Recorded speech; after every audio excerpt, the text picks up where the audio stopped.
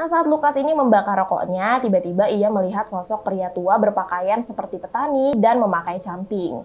Pria tua itu melihat ke arah Lukas dengan pandangan yang tidak ramah dan seperti sedang marah. Menurut Lukas, dua sahabatnya ini tuh nggak kunjung kembali setelah 2 jam lamanya semenjak mereka pergi untuk buang air kecil.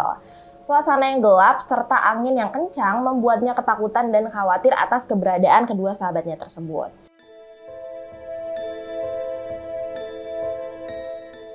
Halo Basti, kembali lagi di Horor Gak Sih bersama aku Ara Ferdian. Di episode kali ini aku sendirian, jadi nggak apa-apa ya. Hari ini aku akan menceritakan kisahnya salah seorang pendaki gunung yang mengalami kejadian tidak mengenakan saat dia sedang mendaki Gunung Ciremai bersama dengan teman-temannya.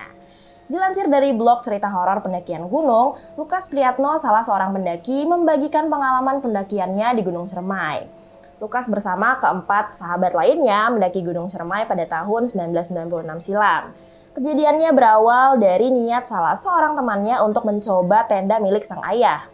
Keempat temannya tersebut adalah Muhammad Raya, Maulana Zaki, Ahmad Fajar, dan Hildan Rahmadi. Mereka berlima sebenarnya tidak memiliki pengalaman mendaki gunung sama sekali, sehingga hanya berniat untuk pergi ke puncak dan setelah itu pulang.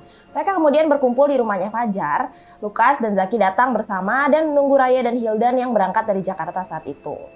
Setelah semuanya udah berkumpul, mereka lantas berbincang-bincang di teras pada sore hari sebelum mereka berangkat. Nah, sebelum berangkat ini Lukas tuh sempat nanya pada Raya dan Hildan, "Lo berdua udah izin belum sama orang tua?" gitu katanya si Lukas. Nah, ternyata meskipun mereka udah minta izin ke orang tuanya masing-masing, tapi mereka ini sebenarnya nggak ngasih tahu kalau mereka mau kemana. Jadi mereka cuma izin mau pergi doang. Berbeda dengan Zaki yang sudah meminta izin untuk ke puncak, tapi tidak diizinkan oleh kedua orang tuanya. Walaupun gak diizinin, Zaki ini tetap bersikukuh untuk berangkat ke puncak bersama teman-temannya tersebut. Sama kayak Fajar yang juga ternyata tidak mengantongi izin untuk pergi ke puncak Gunung Ciremai. Sedangkan Lukas mengaku tidak meminta izin sama sekali karena hanya berencana untuk naik gunung saja dan jaraknya cukup dekat. Dengan rasa penasaran akan puncak Ciremai yang sangat tinggi, keesokan harinya setelah sholat subuh, mereka pun berangkat meski tanpa mengantongi izin dari orang tuanya masing-masing. Jadi nggak ada nih yang ngizinin mereka pergi. Mereka pergi mendaki hanya dengan membawa perbekalan seadanya aja. Pendakian dimulai dengan melalui jalur Linggarjati.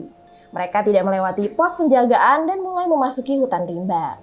Berjalan melewati perkebunan warga dan terus berjalan semakin dalam, pohon-pohon pinus menjulang dan semak belukar terlihat di sepanjang jalur pendakian mengelilingi hutan. Setelah lama berjalan, mereka menemui sebuah gubuk dan memutuskan untuk beristirahat di sana untuk melepas lelah. Nah, saat Lukas ini membakar rokoknya, tiba-tiba ia melihat sosok pria tua berpakaian seperti petani dan memakai camping.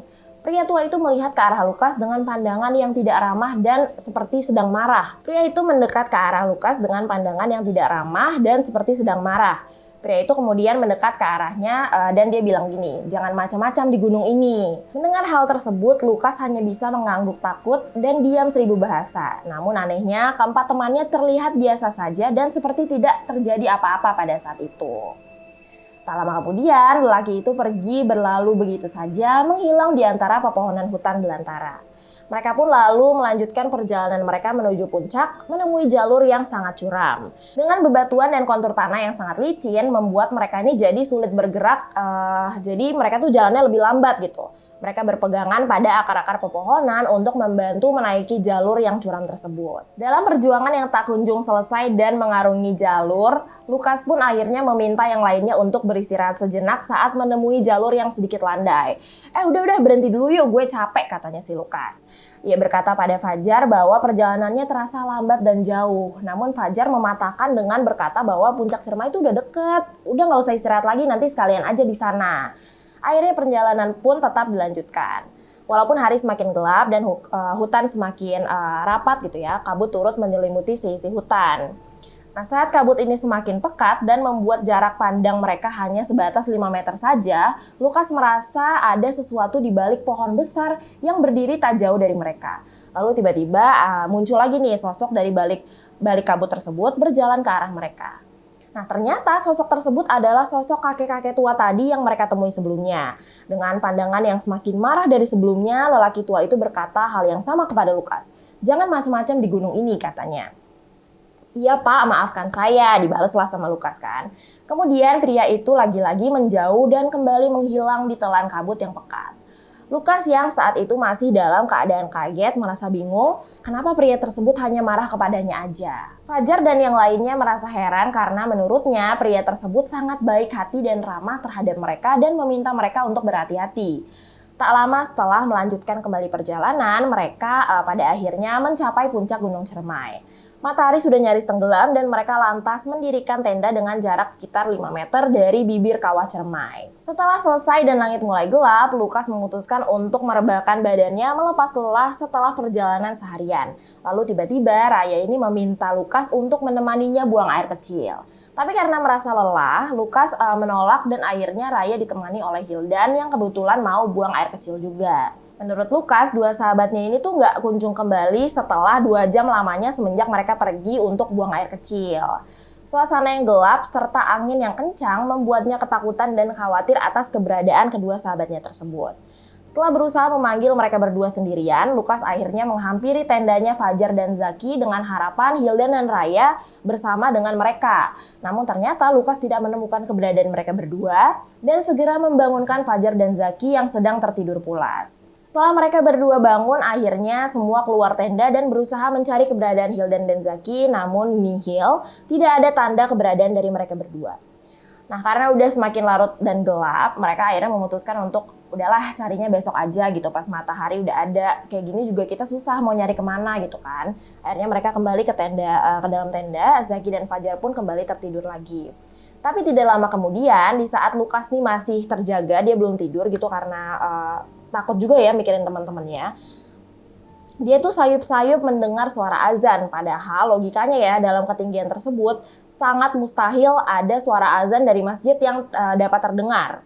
Karena di bawah-bawahnya juga nggak ada rumah warga gitu. Nah, saat matahari mulai terbit, mereka bertiga bangun dan memeriksa tenda lainnya berharap Raya dan Hildan sudah kembali, tetapi tetap nihil. Raya dan Hildan belum juga kembali. Mereka lalu mencari keberadaan Hildan dan Raya di sekitar puncak dan juga bibir kawah Ciremai, namun tetap tidak ditemukan apapun, bahkan jejak hewan pun tidak ada. Nah, setelah perdebatan dan pencarian, mereka akhirnya memutuskan untuk turun pagi itu untuk melapor ke pos jaga mengenai peristiwa tersebut. Pada sore hari dalam perjalanan turun, mereka berpapasan dengan warga dan segera menceritakan kejadian yang mereka alami. Mereka juga lantas dibawa ke pos jaga dan diinterogasi dan setelah itu dilakukan pencarian pada sore itu juga. Tim SAR dibantu oleh warga berkumpul dan membentuk 2 tim pencarian sedangkan mereka menunggu di pos jaga karena sudah sangat kelelahan. Singkat cerita, setelah proses pencarian yang cukup rumit, di hari ke-7 tim SAR yang dibantu oleh warga dan juga relawan akhirnya menemukan 2 orang pendaki yang tersangkut di bebatuan di bibir kawah Gunung Ciremai. Dengan menggunakan helikopter, jasad yang diketahui merupakan jasad dari Hildan dan Raya akhirnya diangkat dan dimasukkan ke dalam kantong jenazah. Mereka dibawa ke base camp Linggarjati untuk nantinya dilakukan otopsi guna penyelidikan lebih lanjut. Namun sebelumnya mereka diperbolehkan untuk melihat jasad untuk memastikan apakah betul itu adalah jasadnya Hildan dan Raya. Tangis mereka ini ketiga temannya pecah saat melihat jasad yang sudah terbujur kaku dengan keadaan yang sangat mengenaskan itu.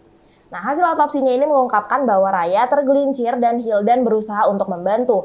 Namun naas, mereka berdua justru terperosok ke dalam kawah. Raya yang posisinya berada di paling bawah meninggal saat itu juga karena benturan pada bebatuan yang ada di dinding kawah serta akibat menghirup gas yang keluar dari kawah. Sedangkan Hildan sempat bertahan 1 hari namun dengan keadaan tangannya yang patah dan menghirup gas dari kawah yang kemudian akhirnya Hildan pun wafat pada hari kedua. Oke, Basti, itu dia tadi cerita pengalamannya Lukas bersama teman-temannya. Kalau menurut aku ini malah bukan keserem ya, tapi lebih ke sedih banget. Nah, kebayang rasanya jadi Lukas dan teman-teman yang masih hidup itu gimana pada saat mereka tahu kalau 2 sahabatnya itu meninggal.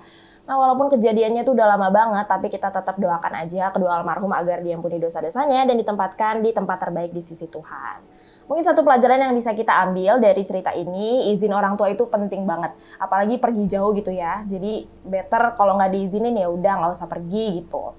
Oke, Basti, thank you so much for watching this video. Don't forget to give a thumbs up, comment, subscribe, and turn on post notification biar kalian nggak ketinggalan setiap kita upload video baru. See you!